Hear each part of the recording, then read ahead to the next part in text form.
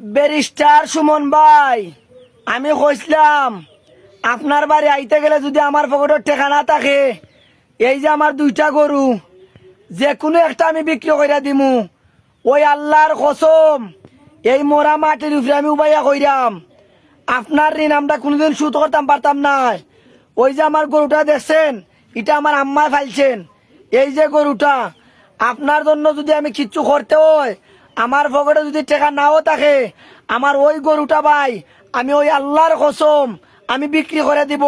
আপনি খালি কইবেন যেদিন আপনার জন্য মাঠে লামা লাগবে, আপনি ওই দিন খালি আমারে বলবেন। আমার ওই গরু বেচা হইলো আমি সোনারুঘাট মাধবপুরে আসবো। আমার জন্য সবাই দোয়া করবেন যাতে সব সময় ব্যারিস্টার সুমন ভাইয়ের কাছে আমি থাকতে পারি। প্রিয় সুনামগঞ্জবাসী এবং জগন্নাথপুরবাসী, আপনারা আমার কথাটা রেকর্ড করে রাখেন।